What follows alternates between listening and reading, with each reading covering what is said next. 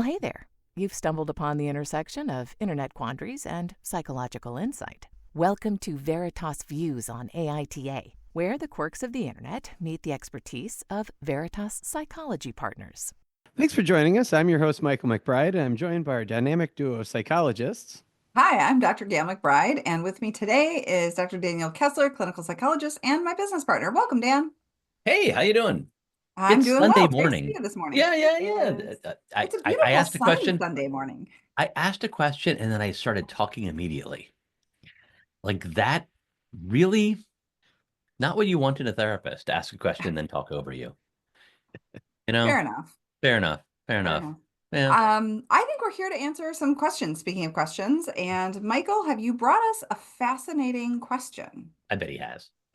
I have one that, this is one that I think will generate some interesting conversation. So, but for any of the newbies out there, if you don't know what we're talking about, essentially what I've done is I've gone out onto the internet and Googled for content and found a scenario that somebody has shared and basically said, this is what happened. Who's the asshole here? And that's ultimately what Dan and Gail are going to weigh in on. And if you're new, stick around through the credits. We always have some kind of bonus conversation. And but for now, neither Dan nor Gail have seen this. I haven't shared it with them ahead of time. So let's roll. Today's prompt is, am I the asshole for not forcing my child to eat blueberries? I need more information. Yeah. Because generally speaking, no, but maybe. Okay. I'm sure there's a twist because There's a twist. the question seems so straightforward. straightforward. All right, Michael. Right, he's valid. Give us the twist. All right, so this is what we got. My wife gave our 11-year-old son some blueberries, but he didn't like them and didn't want to eat them. She insisted they were good, so he reluctantly tried one, but still didn't enjoy them. I thought that was the end of it and went to the store. When I came back, my son was crying because he had been made to eat the remaining blueberries. My wife explained it was for his health, but I told my son he could eat another fruit he liked instead, like an apple or strawberries. He immediately agreed, spat out the blueberries, and ate an apple instead. This upset my wife, who said I was undermining her authority and that our son wouldn't learn to eat healthy this way. I argued it's unfair to force anyone to eat something they dislike, especially since our son does eat plenty of other healthy foods. The situation escalated, and our son tried to de escalate by eating more blueberries, swallowing them almost whole.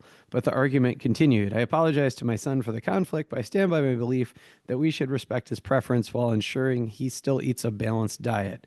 Am I the asshole for not making him eat the blueberries? Oh, so many layers here. Yeah, take it away, Dan. Well, I mean, we have so many questions to answer. The first question is just like, do you force kids to eat foods they don't like because you want them to gain a more broad palate, and we can have that discussion. And then there's that second issue of how do we undermine or contradict our partner with child rearing questions, and obviously the answer to that is it depends. But is this one of those situations where it's appropriate to countermand the edict of a partner? And then if yes, what's the right way to do that, and how to handle this, and then how do you handle an argument with your partner in front of your kid in a way that's best managed so that, because we can't avoid that forever, because it's not a terrible thing to have arguments in front of kids if you handle it correctly and show them resolution. There's a lot here. I'm just like bringing up are there other questions for us to answer before we jump into actually trying to answer them? Are you asking me or Michael? I'm asking you, Gail. No. I think you've hit on the biggies, and maybe we'll come up with something along the way. But let's start. That's a pretty good list to start with. Yeah, I think so.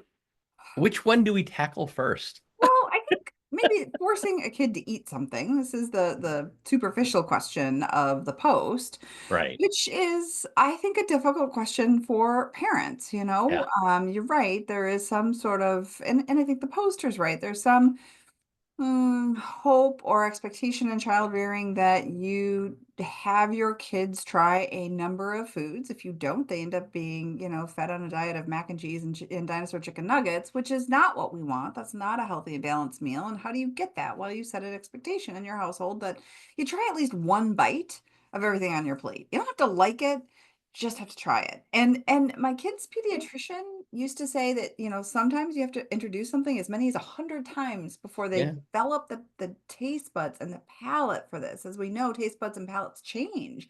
So sure, that sure. introduction is important. And some, well, now what about those who would say that, well, the kids aren't going to like the first bite and that they need to eat the food in order to gain a liking for it? And how much pressure do we apply? How much is it okay to say, no, you have to eat this? You're saying as long as they have a bite, we're good.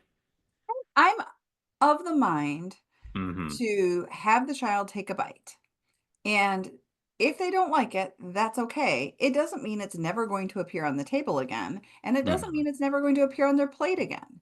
Hmm. One bite will suffice. And I Okay. don't think you need to eat a pile of something in a sitting and create a food fight or a dinner fight or a meal fight. And those are miserable for parents, right? Those are miserable for parents. So no, I think I one bite and it can show up 100 times.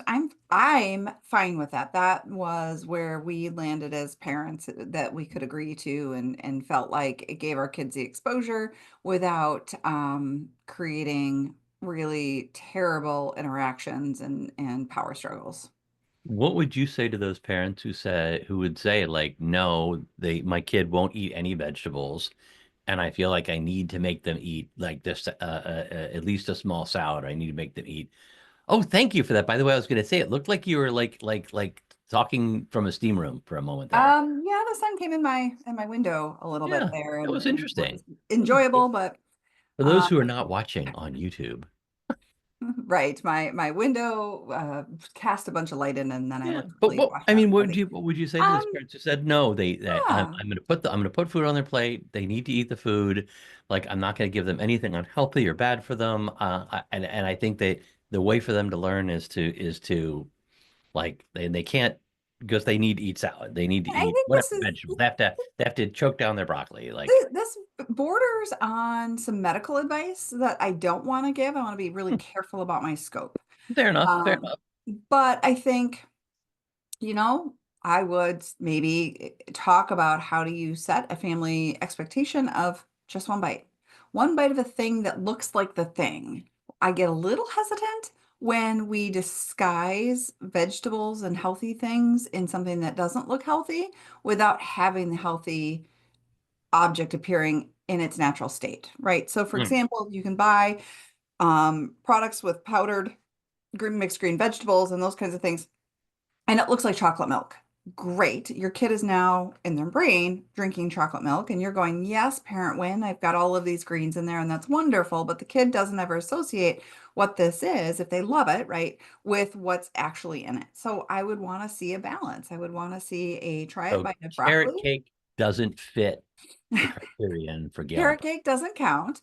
But Fair. my husband and I make a carrot cake smoothie and it's really delicious and it's got All real right. carrots in it. All So I think there are lots of ways that you can right. introduce vegetables, but and healthy fruits and healthy foods in general, but it doesn't always have to be um it doesn't always have to be obvious, if you want to get an amount in a child, but I think to develop the relationship between the child's brain seeing this thing as something that's delicious, I would want to see it in its original form. Now, I think I'm also going to, depending on the age of the child, going to encourage the parent to prepare that differently. I've got one kid who really doesn't like roast broccoli. I love to roast broccoli, but it's not that hard to throw some broccoli in a steamer and call it a day because he will eat steamed broccoli. Roasted is better. Roasted is far I'm better. just saying. But you know what? I'm not about to have that dinner I fight, and the- I'm serving broccoli tonight. yeah. I Here's your I preferred way. So I that don't want I to. think I Yeah. would, And in this case, I don't want to tell you you're wrong, because I don't think you're wrong. I but do you do think it differently. no, no, no, no, no, no. I think that if Mhm. we this is one of, I often ask that question, like if we got 100 psychologists in a room, Right. where would they land? And I think that if we got 100 child experts, whatever, dietitians, Ooh, we food should get a child experts. expert on the show. We should get a Do child you know expert. any? We We do. should, we do know a few. I think if we got 100, I don't think the answer would be uniform. I agree. I think, and that's what I want to point out. And I would love to hear what our listeners have to say about how they handle this same Yeah. exact situation with their kids, if they have any, or how they felt when it was handled, whatever the way their parents handled it when they were kids. But this is one of those where I'm not going to so much disagree with you as say, I think that there are very valid ways of doing it that are different. Mm-hmm. And many would argue for those ways. I don't know that I have the strength of feeling about this to make that argument. So But I want to say that maybe. I don't think your way is necessarily the way. No, it's the way that worked works For the me and MacBride makes no family. sense. Right. But I think what doesn't work is the power struggle. We had a guest over for dinner the other night and of a certain age, and his way was his experience was if you didn't like what was on your plate, tough luck. You're sitting there till you ate it. And he talked about being at the table past 9 o'clock because he wasn't going to eat it. He didn't like it. Didn't look good. Yeah. And I So you're said, well, saying what happened? And he said, the the parent power was probably struggle. deprived of something and sent to my room with hungry and go to bed. That power struggle, I think there may be lots of right ways to handle things, but that power struggle does not seem like that falls into the category. There are right. also lots of wrong ways, I think, to handle this. All right. It leaves a lasting impact. I'm not going to argue with that. So But I am very interested in hearing what others have to say about that. And I think that we'll get some interesting insights from the internet. We got some other issues here to deal with. well, wait a second. I put you on the hook here for a minute. If this parent comes into your office and says, help me, Dr. Kessler, I don't know what to do. I need my kid to eat vegetables. I feel like a terrible parent here, but I got to do something. Well, how would you help this person navigate this parenting issue? I don't know that I have a hard and fast rule on this issue. I Yeah. think it really depends on the parent and the child. We certainly want to foster a strong relationship between parent and child to not create power struggles, and we want to foster a healthy approach to food and diets and such. And I'm uncomfortable with forcing people to eat things. At the same time, I'm also uncomfortable with the idea of like, okay, just I'm not sure that I'm on the same page as you are with you just take a bite and you're fine. Because I don't think there's that you develop the taste for things from that one bite. At the same time, I don't know about I don't want to get into the struggle. So is there another way other than, okay, if you take a bite, you're off the hook, and power struggle? Like, is there a way of influencing the child that doesn't involve a power struggle? How would you feel about the parent who says, if you eat that thing, I will give you extra of this. If you eat the broccoli, we'll get ice cream after dinner. Now, parents, there's an argument, well, we're bribing the kid, but frankly, as much as I love my job, I only go in because they bribe me to. I wouldn't continue doing the work I do, even though I love my work. I wouldn't probably do it if I didn't get paid to. And then we get into the whole issue of is like if you influence Ice cream is now compensation, it's currency. Yeah, no, if you give the child to do this through rewarding them in some way, is that you're not in a power struggle, but does that create is that better or worse? There's and I'm sure that there are lots of other ways other than rewarding, letting them off the hook after, letting them have a single bite, letting them just refuse, which you and I are both not on that page, it sounds like, or getting into the power struggle where they're, sitting in front of their plate for hours on end. Like, I'm wondering, there's other creative methods for coping with this. Yes. And to your point, I just want to say, I don't think that if we're going to call it bribery with food is the only way to bribe. I mean, the bribery could be simply, you get to choose next vegetable, right? Right. So we have this tonight and tomorrow, will be your vegetable of choice. Yeah. So I think we can, I guess that is a food bribe, but it's really more about the choice than the food. No, but finish this off and I'll give you $1. I don't know. Is there something wrong with that necessarily? Like, I'm not so sure. And I think that what I'm getting to here is I think there's a rich variety of ways to handle this. And sometimes it is an independent situation. Is this a sensitivity due to some, autistic spectrum disorder? Is this just a kid? Hmm. Is the kid a soap taster with cilantro? And it Hmm. like literally tastes like eating soap. And I Yeah. mean, there's all sorts of things here that I think defy a hard and fast rule. But what I'd want to do is talk to the parent about the way they're handling it, what's working and not working, and try to navigate a path that works for them and their child. And I Maybe would want to know you if found we your path move that works for you and your children. past this a little bit is Mom, what's important about the blueberries? Why the blueberries? Yeah, it sounds like mom got a little fixed on this, and it sounds like dad, like I'm we're moving to the next curious. issue. Like mom got really fixed on like it has to be blueberries and no other fruit, and dad got like stepped in there. And how do you think? What do you think about dad stepping in there? You're like, yeah, I know your mom said you had to eat blueberries, but you know what? I'm fine with eating something else. Yeah. So in my mind, these are very distinct conversations. If I have Mom, I want to understand the insistence on the blueberries. I Right. suspect it comes from antioxidants and superfood and all of that, right? Yeah. So I'm guessing that's where this is coming from. Side note, when our children were young, we did teach them that blueberries had antioxidants or superfoods. And I remember coaching them to like tell their grandparents about this. And it was, in their little 3-year-old voices, kind of cute. But what is it, what's important there for Mom? And is there another way that she can learn to create flexibility around the nutrition needs that she sees appropriate for her family? So that would maybe Right. be the work with Mom, and the work with Dad looks different for me. This is a really careful road you have to walk Mhm. as parents, because you need to be able to support each other and yet call each other out when you're wrong. And how do you do that?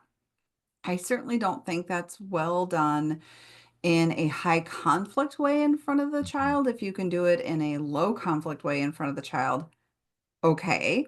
Right? Because I do believe, like you, it's okay for children to see conflict and disagreements and differences between two parents and watch them work it out. But Yeah. if you can't do that and you're really pissed or you're really worried about that situation going, in some sort of spiral, you maybe need to pull your co-parent aside and say, we need to talk about this. I feel really strongly about this, and Yeah. do some sort of level of maybe more intense disagreement separately, because otherwise that kid sees that split and knows which parent they're gonna play. And let me tell you, growing up, I absolutely knew which parent Oh, I was gonna go to for yeah. what. Yeah. I discovered at an early age that if I said to one of my parents, don't tell mom, but, or frankly, don't tell dad, but, Hmm. like something about that, like either one of them would be like, oh, I can't know. And maybe they did talk to each other, but it always kept me out of trouble. Yeah. I'm just playing them off each other like that. And if my kids are listening, don't do that.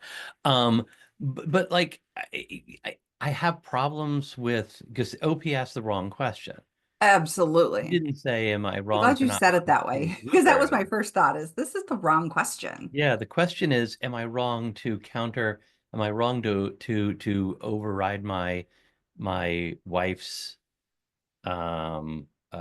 edict to our children in front of Mhm. them in this way, Yes. because you're going to have a difference of opinion, and I totally see Yeah. dad's view is valid. I totally see where mom's view could be valid. Hmm. So that's a conversation for them to have, like outside of the kid's earshot, at least initially. Yeah. Like this is a conversation to him to pull her aside and say, I don't, I don't think this is a hill we want to die on, honey. And for her to say, no, Or no, this is a help me hill for understand why this is this a is hill to so die. important so I can get Yeah, yeah. behind it, because No, right now I'm not behind it. yeah, yeah. And she Hmm. might say, no, this is a hill worth dying on, and here's why. And then you have that conversation. Uh, Hmm. outside of the kids, because I think that we don't need to encourage kids to play parents off each other. They're going to do it anyway. Yeah, right, right. Um, I suspect, though, this is not the first time they've had this issue. The mm, kid's 11. We've been having food refusal issues for a long time. So this is not a new issue between this couple. I'm nearly certain of it. and how are they handling? Oh, and how do they handle their other conflicts? Parents are going Right. to have conflicts over child rearing. We're going to get back to Mhm. Gottman's 65+% of arguments don't get resolved, and won't get resolved, and that's fine. By the way, the Gottman sent out a really terrific email about this exact topic earlier this week. I'm just going to plug Oh, I nice. think it's called Marriage Minute or something like that. I really like it. Oh, is that the love notes? I'm not sure which one it is, but it's something in their mailing list that I really like. But they talked about this exact topic, like no matter who you marry, you're choosing a set of irreconcilable conflicts. Like you're Oh going my back, gosh, wait, can you say that again? I love that. you're choosing a set of unresolvable problems or unresolvable Yeah. conflicts. No matter who you marry, you're going to get a set of unresolvable conflicts. Period. And I love the way he put that. Or she put that, or they put that, or their writers put that, or whoever does the Gottman's email, because it underscores this idea that this couple may never come to agreement on the right way to handle food refusals. So how do we then navigate that difficult place where I believe that you shouldn't force a kid to eat anything, and you believe that you absolutely should, and we both come from a place of loving and caring and wanting the best for our children, but we don't agree on the right way to do it? How do we come to a place of working together? And so I've come to talking with couples about this kind of thing as a template. What is your template for solving your disagreements, your differences of opinions? This isn't right or wrong. This is just a difference.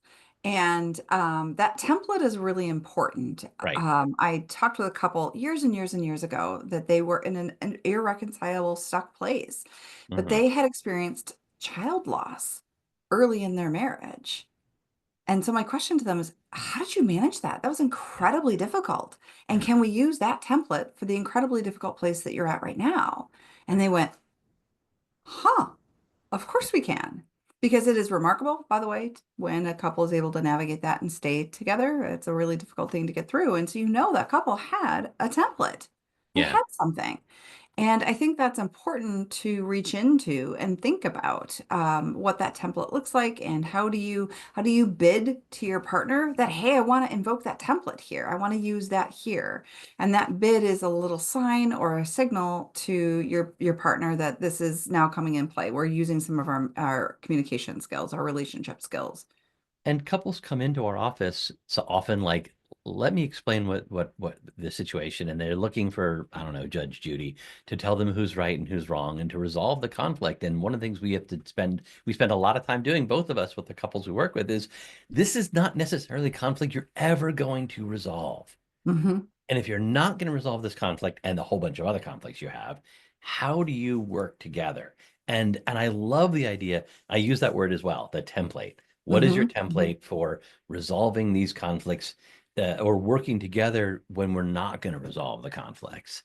And when they can get to that place, it's really amazing. Like once we get to this place of acceptance of, yeah, we're just not gonna, we're never gonna agree on this. We're never gonna see the same about this, and that's okay. Right.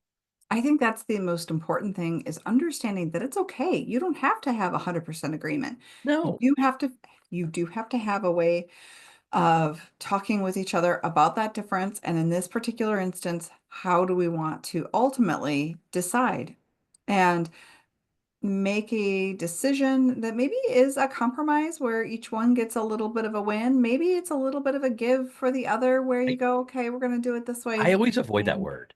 I I don't like that know, word. I don't like the word compromise because it I implies know, both people are losing. I And I know, really try to underscore, and I know you do too. When you said the word compromise, I saw you kind of go, I know. oh, because like I want to, if we can But get to the I place want where to they emphasize both that feel it's like a they get decision. something out of it. Sure, but I want to emphasize that it's a decision. And the reality is, when you look at game theory, not Mhm. everybody wins all of the stuff all of the time. In game Right, theory, you do have a loss, and that can be okay. We're not here to win. We're here to right. make a decision and move forward in a way that is acceptable to the parties involved. Sure, sure. And maybe it's like I don't agree with the way he wants to do this, but he feels more strongly about this, or I don't agree with her on this, but she really feels strongly about this, and I'm like, "Nah." So this one I'm Right. gonna, and we sometimes do that Mhm. within a relationship, and so again, underscoring, we talk a lot about this. If you've listened to previous episodes, you've heard us talk about this idea that like accepting that your partner's going to let you down. Yeah. You know, that your partner is, the 100% of couples are at some point in their relationship disappointed in their partner. I disappoint my wife at times, probably. Well, me never, because I'm never I never make errors. No, we don't. Do I any of us believe that? no one's actually buying that load of bologna, Dan. Hopefully she's not listening also. Yeah, Hopefully she does listen. listening and going, "Are you kidding me?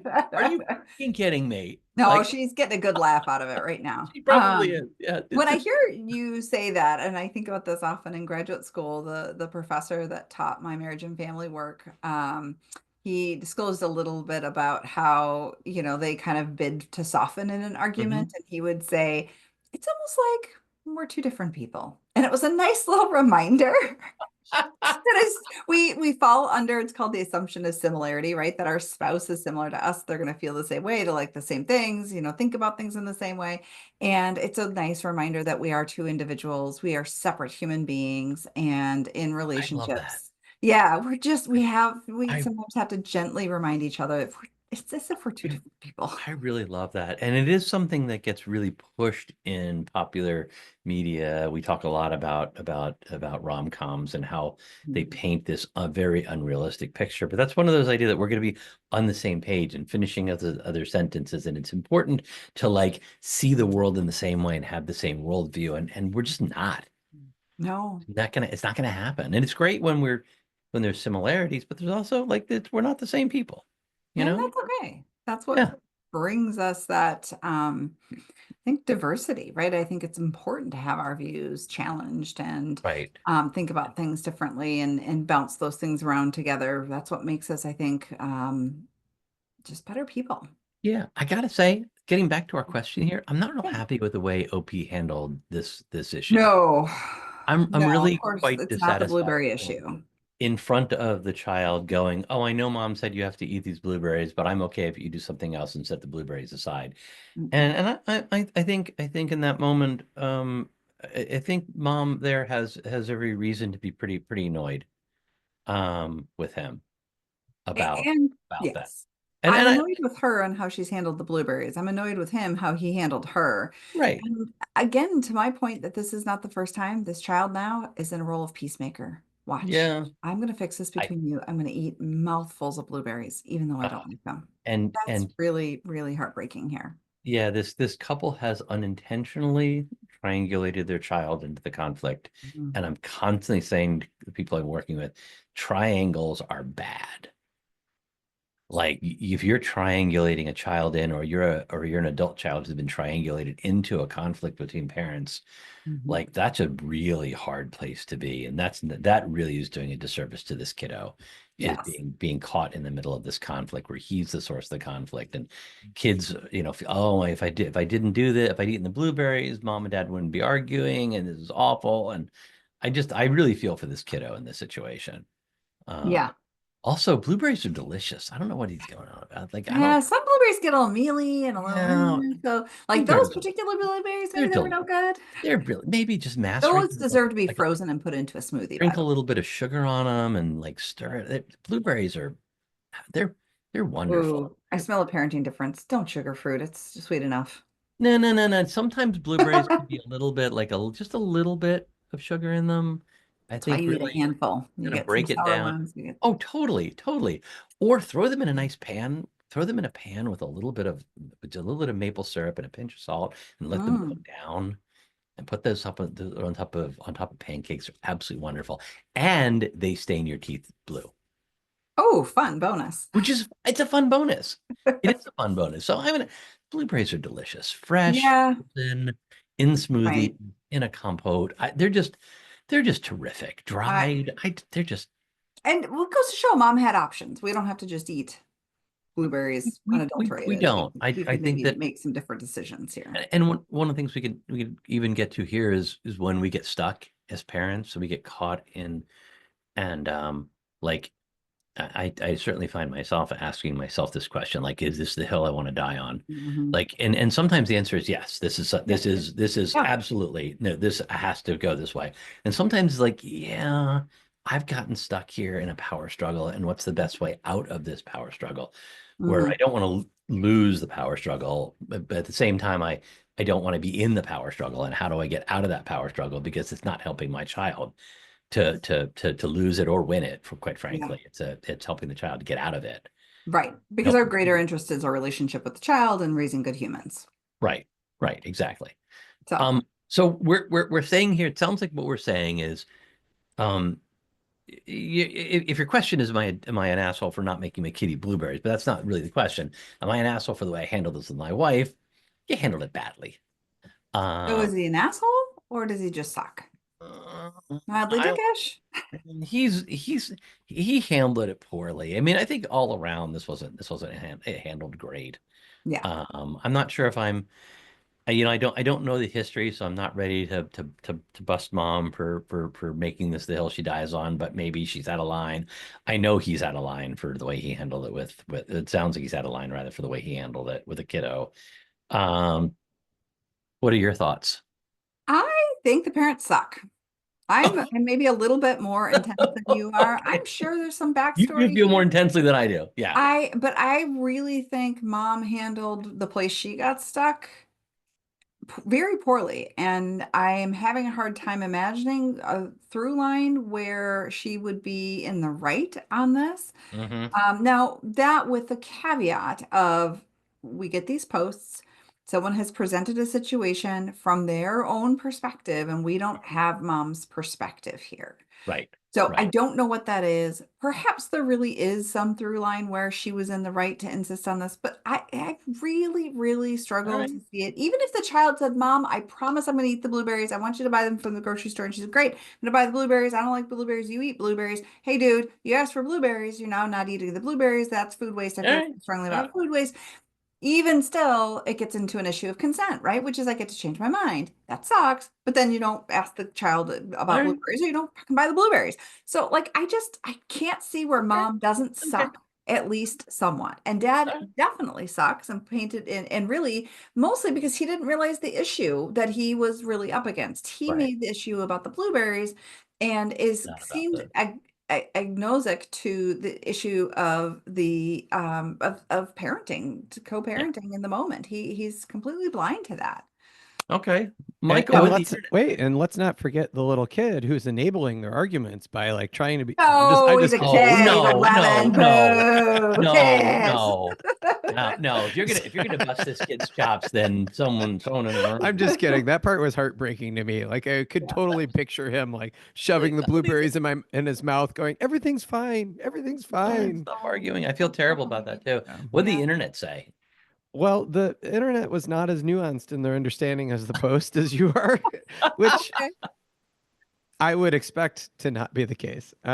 They all piled on mom. That mom was in the wrong. The poster was, um, he took the right stand, and basically in summary, this person's post was probably this quote probably summarizes it succinctly, which is, "Congrats to your wife on working so hard to fuck up your child's relationship with food." And starting an argument right in front of him so he can feel wretched and guilty over something that wasn't his fault. For fuck's sake, he even tried the blueberries. He's allowed not to like things as any human being is. And so they all kind of piled on that angle, saying, "You're not the asshole." But they missed the big part, which I think you both really, spent a lot of time talking about, which is like the way the dad presented it and the way the dad handled it wasn't great either. Yeah, Um, yeah. I so the I don't know that I entirely disagree with the internet on this. But I do really struggle with the way the dad handled this. Even if we're going to agree with the internet and agree with my esteemed colleague, Dr. McBride, and say mom was totally out of line here. Even if we go there, I don't like the way dad handled this. It's yeah, tempting I to think he handled say it. I think mom he handled started it it, poorly. right? Like Because it's mom's fault because I she don't. started dying on this hill, but we make mistakes as parents. So I wouldn't say it's her fault. I think it's the No, interactional effect between the two of them. I think we Because pull. Yeah, I think there's when an you opportunity to say, "Hey, honey, can we talk about something in the like? Can we?" And then like, "Hey, I'm wondering if you think maybe we're like getting like talking," and then it's a conversation. yeah, Like, we're grown-ups here. Right. Right. No, I agree. So- So I think, Michael, you said it well. The internet wasn't as nuanced. I think they're missing an important piece here. What else Yeah. did they So say? 422 people basically were not the asshole. 35 were everybody sucks here. And those people said, you know, like, you're right in philosophy, but the argument should have been held privately. You also need to respect your wife's opinions and have a conversation about how to handle this situation before it gets to this kind of part. And for Mhm. me, like, this post was a very human reminder that, like, regardless of how much you read and prepare and try to anticipate things that will come Yeah. up with Mhm. parenting, you can never cover all the bases. There's always going to be something that you think you're 100% in the right in and that your partner will Right. be. And then you're like, oh, wait, we disagree here. Yeah. Um, Yeah. And then 3 people said that he was the asshole, you know, Hmm. that his approach undermines the wife, that they, as parents, need to be a united front and that kind of stuff. And Mm, blah, blah, blah. So, but that's interesting. So only And 3 in people called him out for his way he handled this. But everyone called out mom. and in no yeah, scenario in the commenters did they say that we can have a productive conversation about a difference in front of the child. Yeah. That's my ideal world. Massage Yeah. the facts, and we say, "Hey, honey, this seems really important to you. Before we continue the conversation with Junior, can we take a minute so that I can understand your position and just do a little listening while letting the argument maybe de-escalate a moment and then proceed from there." Yeah. Yeah. And I think there's so many missed Yeah. again, we talked about a lot of missed opportunities, but I'm getting stuck on the way dad handled this Hmm. with mom, and not as mad, but I totally see what the internet's saying about, like, I think, what is it, Michael, it's fucking up the kid's relationship with food, Hmm. you know, and being stuck in that place myself as a parent. Like, I want them to do this, but at the same time, like, where do you draw the line? And I don't know the good answer to that. That's part of the reason I didn't posit it quite as strongly as I've come down on many different sides on this issue. So Hmm. yeah. Well, thank you both for another riveting debate and a glimpse into the collective conscience of the internet forums. Remember, morality is often shades of gray and not just eat your food or don't. Michael, thank you for reminding us of these very human parenting moments. They're common struggles. These parents aren't the only ones who are kind of trying to make their way through this. Thanks. Yeah. Please follow and share Veritas Views, any of the podcast platforms with your neighbors and friends. And as always, stick around through the credits for whatever that bonus conversation is going to be about. You can follow Dr. Dan Kessler at Dr. Dan Kessler and Dr. Gayle MacBride at Dr. G. MacBride. Oh, and you can find them both at veritaspp.com. Credits. Tickling the Ivories, Matthew Reddington. Art, production, and design, bringing this show together with flair and finesse, Michelle Love. Recording and editing, turning chaos into something worth sharing, Michael MacBride. Intro, outro, I'm Kelly Buttrick, a VO talent who just happens to be Dr. MacBride's cousin. Cats, CJ, Linus, Sadie, and Griffin. Hosting by whomever lost the coin flip. Interruptions by all their children. The content of this podcast is for informational and educational purposes only and is not a substitute for professional mental health advice, diagnosis, or treatment. Listening to this podcast does not constitute a therapist-client relationship. If you believe you may be experiencing a mental health issue, please seek the assistance of a qualified mental health professional. If you are experiencing a mental health crisis, you can call or text 988 from anywhere in the U.S. to be connected to Crisis Mental Health Services. Thanks for listening. As promised, here's that bonus conversation. all right, so I have a question for you, Dr. MacBride. You and I have been doing almost entirely telehealth network since essentially the pandemic began, and Yeah. now that people are meeting with people in person, we're still doing. Was there something that surprised you about working with people 100% virtually? Yes. That was like, not like I didn't expect this thing about working with people virtually that, like, really shocked. What was the surprise for you? But they got better. You were that skeptical. We had never done this in a really, well, I had never done this. I'll speak for myself. I And hadn't done it you either. the pandemic was clearly coming, and it was one of those, well, we don't have a choice, right? And Right. at the time we naively thought 2 weeks of whatever disruption, home for a month, whatever. But I really, let me back up for a minute. So I had been preparing to pilot a virtual Yeah, program. God, there's a lot me of, too. Me too. and I was a little concerned about the dynamics of the rollout Mhm. because the primary offer was going to be a virtual appointment over an in-person appointment. And I'd never done this. And I really thought that that was going to be a disservice. I thought it was kind of backward in organization. And since it wasn't something over which I had influence to change, I decided to put a pause on my participation of the pilot program. Right. And that Right. was in maybe December of 2019. And I was 90% trained. I had taken the, December of 2019. I know, Wow. right? I had Perfect. taken the Perfect time telehealth to training be not classes doing.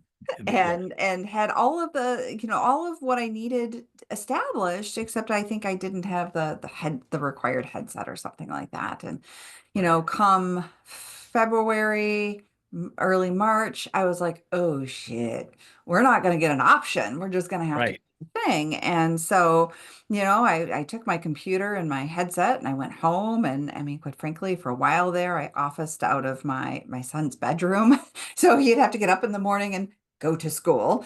And I would sit at a table in front of his closet doors because I didn't have an office space that I could close the door and reliably use.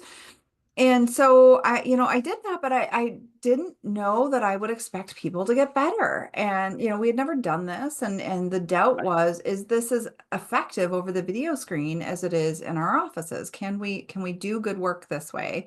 I tend to be a cognitive behavioral therapist that works in really relatively brief episodes of care, right? Here's your treatment Right. plan. This is a treatment. We're going to follow a Right. treatment protocol. Yeah. And when Me we're too. done, we're done. And, great working with you. I'm sure I'll see you again, somewhere in the future. And I do a lot of that.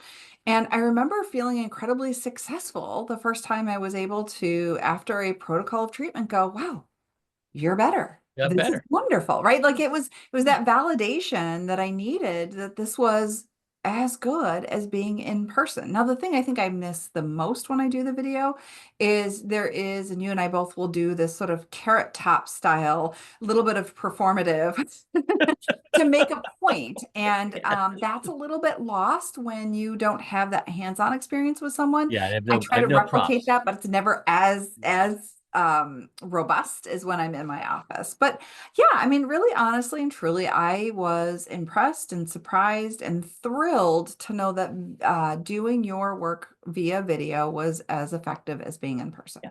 That's a Yeah. long-winded answer, That's a but long-winded answer. it really was, but I But, really but wanted to kind of thank you. piece it out and why I was so surprised. Thank you. All right. Yeah.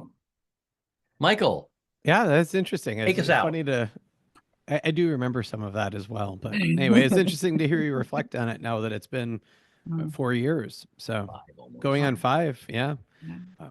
Anyway, thanks everyone for tuning in. Tune in again next week for a whole nother Am I the Asshole debate. We love hearing from you, so please review us on Apple, Spotify, or, well, wherever you're listening. If you enjoyed this podcast, please review, like, and follow. Also, give it a share. This helps us reach more listeners.